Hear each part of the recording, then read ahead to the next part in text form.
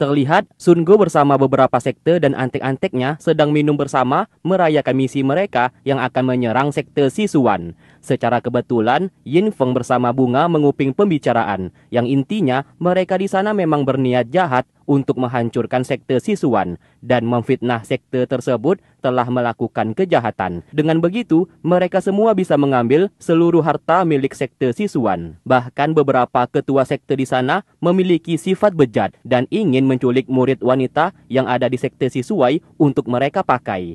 Tentu saja Yin Feng langsung sadar setelah mendengarkannya dan Bunga meminta ia untuk tidak usah membantu penyerangan tersebut.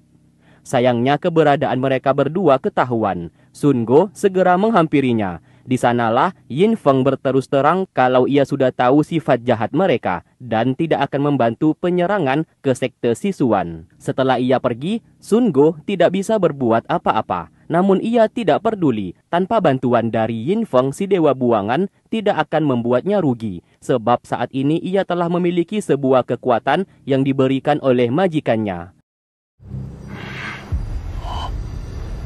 Sementara itu, Xiao Er telah masuk ke dalam menara Asura dan tiba-tiba tombaknya disedot oleh sumber api biru di singgasana tersebut.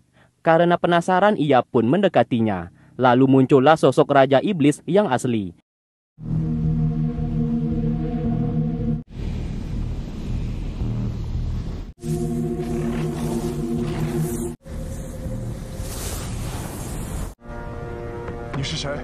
Siapa sangka Raja Iblis itu merupakan ayahnya Xiao Er. Terkuak sebuah fakta, Xiao Er adalah anak Raja Iblis. Di saat dulu, desa yang ditempati oleh Xiao Er saat ini merupakan negeri Raja Iblis yang hidup damai dan aman. Meskipun iblis, mereka tidak pernah membuat kekacauan ataupun meneror umat manusia. Bahkan ketiga alam, meliputi alam dewa, iblis, dan manusia, hidup berdampingan. Namun suatu ketika, seorang dewa perang yang bernama Dewa Taiyi merusak kedamaian dan menghancurkan negeri iblis dengan alasan untuk menciptakan kedamaian tiga alam. Sejak itu, negeri iblis menjadi hancur. Lalu Raja Iblis membuang Xiao Er ke dunia manusia agar tetap selamat. Kemudian, Raja Iblis ayahnya tersebut bertarung melawan Dewa Taiyi, namun ia kalah dan disegel di menara Asura. Kemudian, Dewa Taiyi menciptakan 3 titik spiritual dan membohongi umat manusia kalau ketiga titik spiritual itu diciptakan demi menjaga keseimbangan ketiga alam. Jadi intinya, Raja Iblis adalah orang yang baik, sedangkan Dewa Taiyi sangatlah jahat. Meskipun seorang dewa, namun sifatnya tidak lebih seperti iblis. Akhirnya kita mengetahui Sun Go selama ini menyembah dan menerima perintah dari Dewa Taiyi. Setelah itu Raja Iblis memberikan semua kekuatannya kepada Xiao Er dan meminta anaknya ini untuk mengembalikan reputasi negeri iblis agar tidak jelek di mata umat manusia. Dan perlu diingat, meskipun mereka iblis, mereka tidak boleh sekalipun menyakiti umat manusia. Kecuali Xiao Er ingin balas dendam kepada dewa, sang ayah mengizinkannya. Di saat ritual penyerahan kekuatan antara Raja Iblis dengan Xiao Er, kebetulan Zhang Yin datang ke sana untuk mencarinya. Lalu ia pun dikurung oleh penjaga menara Asura, yang dimana penjaga tersebut merupakan utusan dari Dewa Taiyi untuk mengurung Raja Iblis di menara tersebut. Kembali ke Xiao Er. Ia yang mendapatkan kekuatan dan resmi menjadi Raja Iblis selanjutnya berniat menghancurkan menara Asura milik Dewa Taiyi.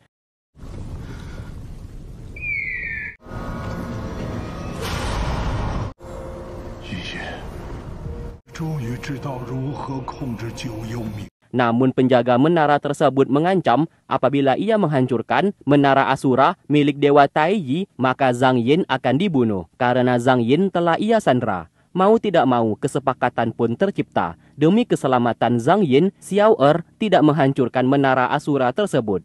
Setelah Zhang Yin dikembalikan kepadanya, ia pun segera membawanya pergi.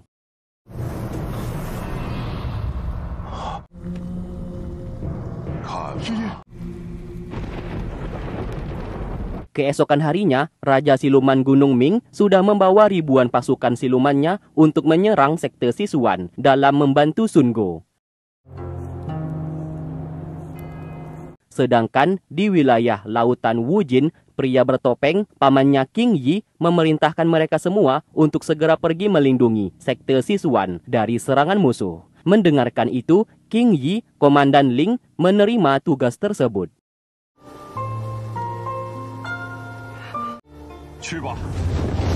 Singkat cerita, setelah Zhang Yin terbangun dari pingsan, Xiao Er menceritakan semuanya tentang siapa ia sebenarnya. Meskipun begitu, Zhang Yin tidak marah ataupun menyesal telah menjadi istrinya. Meskipun ia seorang Raja Iblis, Zhang Yin tetap bersamanya, sebab ia juga seorang siluman, dan cintanya tidak pernah memudar. 我有什么好怕的呀？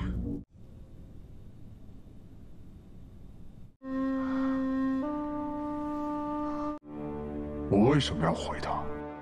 Sesaat, Xiao Er melihat peta takdir Sencho dan menyadari sekte Sichuan saat ini sedang diserang. Melihat itu, Zhang Yin ingin kembali. Namun Xiao Er melarangnya meninggalkan desa tersebut agar mereka bisa hidup bersama selamanya. Jelas hal itu ditolak oleh Zhang Yin, bukan ia tidak mau hidup bersamanya, sebab tidak mungkin ia membiarkan ayah dan ibunya dibunuh di sekte Sichuan.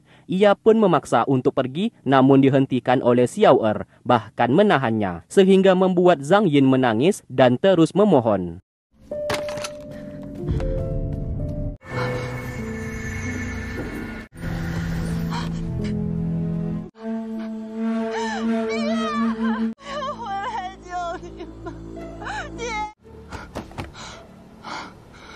Melihatnya seperti itu, Xiao Er tidak bisa melarang dan mau tidak mau menuruti permintaannya untuk kembali ke sekte Sichuan.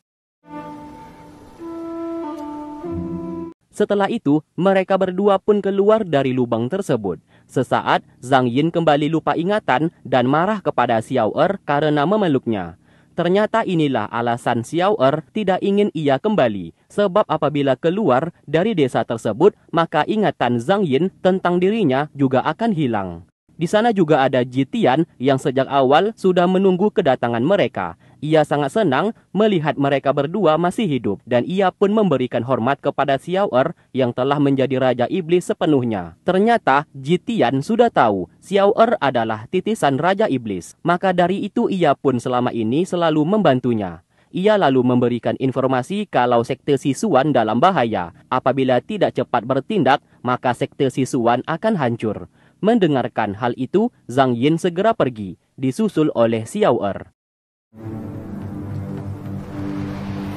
Sementara di tempat lain, Yin Feng bersama Bunga berlimpas dengan murid dari sekte lain yang hendak pergi menyerang sekte Sichuan. Bunga ingin pergi menghentikan mereka dan menyelamatkan sekte tersebut. Namun dihentikan oleh Yin Feng dengan alasan mereka tidak ada hak untuk ikut campur dalam peperangan tersebut. Tetap saja Bunga ingin membantu. Sebagai dewa, sudah tugas mereka menghentikan peperangan ini. Karena Yin Feng terus menahannya, Bunga menjadi marah dan menghancurkan kalung batu giok hijau tersebut, yang sejak awal memang pemberiannya kepada Yin Feng. Jelas hal itu membuat Yin Feng sangat bersedih. Ternyata Bunga ingin memutuskan hubungan. Yin Feng dilarang mengatur kehidupannya lagi.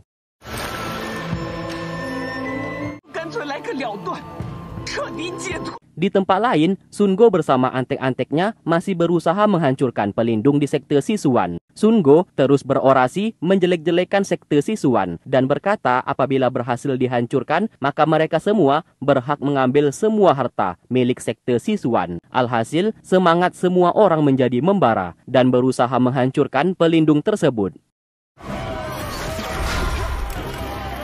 Sedangkan Zhang Yin bersama Xiao Er pergi ke perbatasan dan melihat pasukan siluman Gunung Ming sudah bergerak, bahkan mendirikan sebuah base camp. Zhang Yin mulai menyelinap masuk ke sana, tanpa sengaja bertemu dengan King Yi yang sangat senang melihat ia masih hidup. Saking senangnya, tanpa sengaja menimbulkan bunyi, sehingga keberadaan mereka berdua pun ketahuan.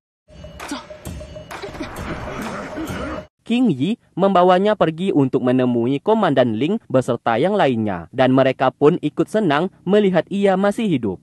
Pasukan siluman Gunung Ming berhasil mengejar mereka. Dari atas bukit, Raja Siluman Gunung Ming melihat ribuan pasukannya sudah bergerak. dan tertawa melihat Komandan Ling seorang diri ingin menghabisi pasukannya yang dianggap itu sangat mustahil.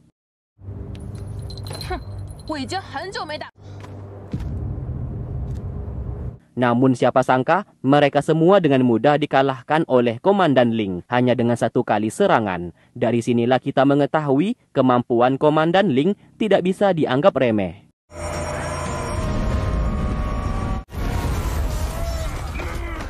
Di waktu bersamaan, Xiao Er menemui Raja Siluman Gunung Ming dan meminta ia untuk mundur sebab pasukan silumannya itu pasti dibunuh oleh Komandan Ling dengan sangat mudah. Setelah mengetahui pasukannya benar-benar dikalahkan, ia pun menjadi marah dan menusuk Xiao Er. Sayangnya itu tidak berguna. Melihatnya tidak mati, ia pun akhirnya tahu Xiao Er telah sepenuhnya menjadi Raja Iblis. Lalu Xiao Er memperlihatkan siksaan neraka yang sebenarnya, yang membuat mental Raja Siluman Gunung Ming langsung ciut dan ketakutan.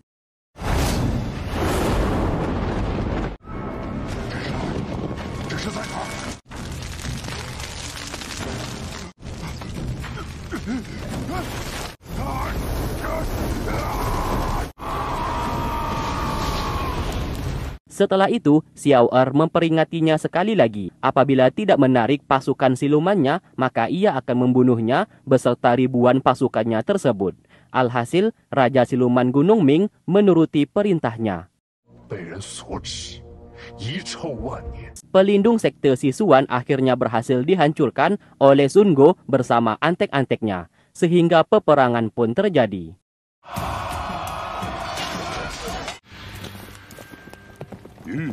Sementara King Suwan tidak ikut berperang, melainkan ia ingin menyelinap masuk ke dalam sekte Sisuan dari belakang gunung untuk mencuri kesempatan.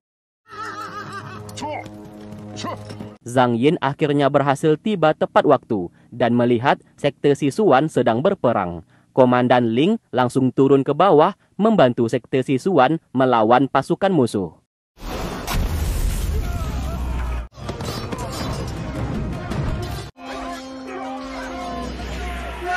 Sedangkan King Suwan bersama pasukannya dihadang oleh seluruh murid sekte Sisuan yang sudah mengetahui kedatangan mereka. Bahkan sekte Yunzong juga turut membantu.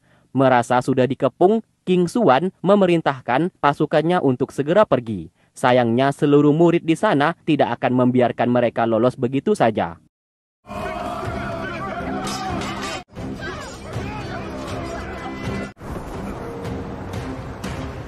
Di waktu bersamaan, Reki sedang bertarung dengan kaki tangan Sun Go yang merupakan pengkhianat sekte Sisuan. Kita sebut saja namanya Shijo. Tak lama kemudian, seorang pria yang pernah muncul di video part pertama Mimin, yaitu San Boyang, datang membantu Reki. Ternyata ia ingin balas dendam kepada Shijo karena di saat dulu Shijo diusir dari sekte Sisuan karena melecehkan seorang murid wanita yang tak lain istrinya San Boyang, sehingga membuatnya menjadi gila sampai sekarang. Lalu pertarungan pun terjadi.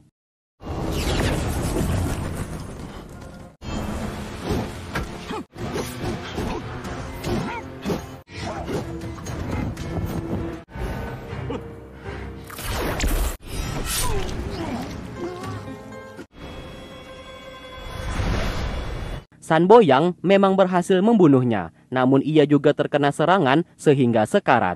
Reki mencoba membantunya yang terluka. San Boyang lantas tertawa karena selain ia, ternyata masih ada pria jelek sepertinya. Jelas, Reki sangat marah dan mengatai San Boyang lebih jelek darinya. Karena hal itu, San Boyang balik menjadi marah. Sun Go, Luo Chen bersama semua orang berhasil menerobos masuk ke dalam sekte Sisuan dan bersiap untuk menyerang. Tak lama kemudian, Zhang Yin datang ke sana, melihatnya masih hidup, membuat guru Ziyang menjadi sangat senang. Namun tidak dengan Sun Go bersama Luo Chen yang merasa tidak percaya. Melihat itu, Sun Go melancarkan serangan dan berhasil memukul mundur sekte Sisuan, sehingga menjadi bahan tertawaan mereka semua. Tak lama kemudian, Xiao Er datang ke sana, membuat Sun Go menjadi ketar-ketir. Di sana Xiao Er mengeluarkan peta takdir Sencho dan terlihat titik spiritual yang sudah ia hancurkan. Kalau sebenarnya titik spiritual itu memang seharusnya dihancurkan untuk menciptakan kedamaian tiga alam dan mereka semua telah dibohongi oleh Sun Go. Melihat peta takdir Sencho, beberapa sekte yang memang rakus ingin mengambilnya, namun mereka justru dibunuh oleh Xiao Er.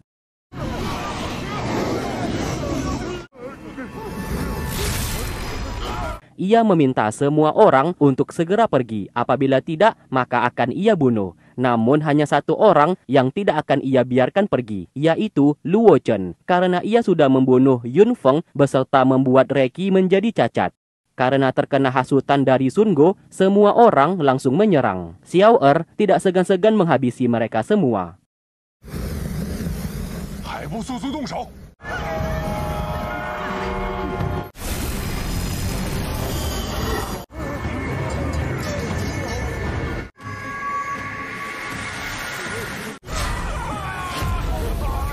Sun Go adalah orang pertama yang langsung pergi dari sana, diikuti oleh semua orang.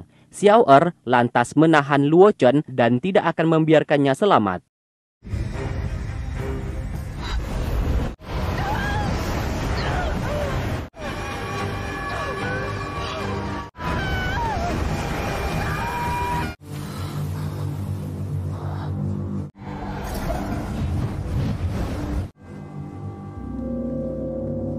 Singkat cerita, malam hari pun tiba, Xiao Er bersama Guru Ziyang berbicara empat mata. Yang intinya, Xiao Er berkata, ia tidak menghancurkan menara Asura karena suatu alasan. Namun alasan itu tidak ia katakan kepada sang guru. Namun sang guru tenang saja, meskipun ia menjadi Raja Iblis, ia tidak akan menjadi penyebab kehancuran ketiga alam. Di sana ia pun memberikan hormat untuk yang terakhir kali sebagai ucapan terima kasih dan memutuskan hubungan guru dan murid. Sebab ia adalah iblis, takutnya apabila masih berada di sekte Sisuan, ke depannya sekte Sisuan dituduh bekerja untuk Raja Iblis sepertinya. Melihat itu, Guru Ziyang tidak bisa berkata apa-apa.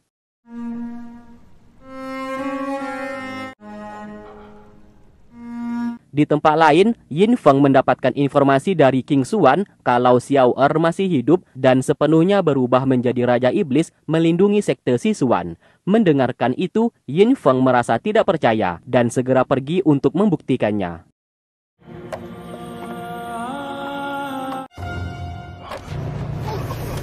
Setelah itu, King Xuan menyembuhkan luka di tubuhnya. Datanglah seorang pasukan memberikan obat, ia pun lantas mendekati King Xuan untuk memberikan obat tersebut.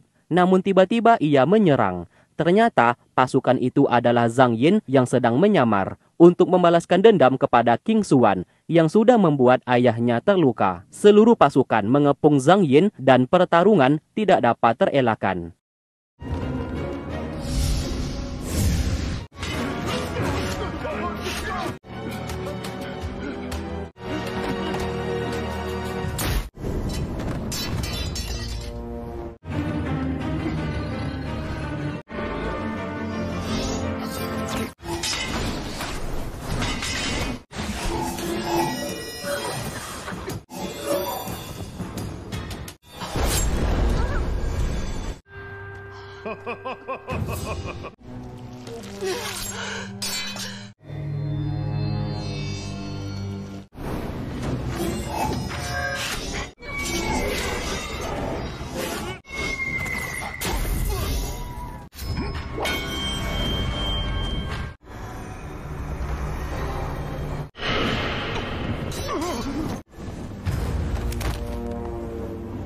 Akhirnya, King Xuan berhasil ia bunuh. Namun di saat itu juga, ia kehabisan tenaga dan hampir pingsan. Xiao Er datang tepat waktu untuk menolongnya. Ia pun meletakkan Zhang Yin yang kelelahan lalu menghabisi seluruh pasukan sekte King Su tanpa tersisa.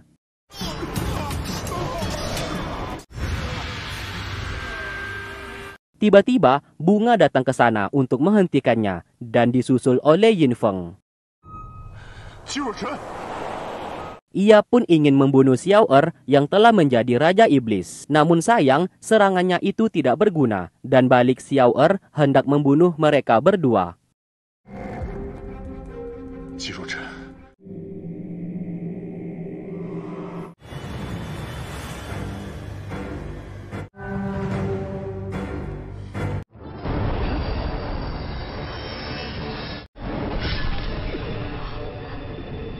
Sepenuhnya, Xiao Er menjadi Raja Iblis yang tidak kenal ampun. Sejak awal ia sudah sangat dendam kepada Yin Feng karena saat dulu terus mengganggu dan ingin membunuhnya. Padahal ia seorang dewa namun tidak memiliki sifat seperti dewa.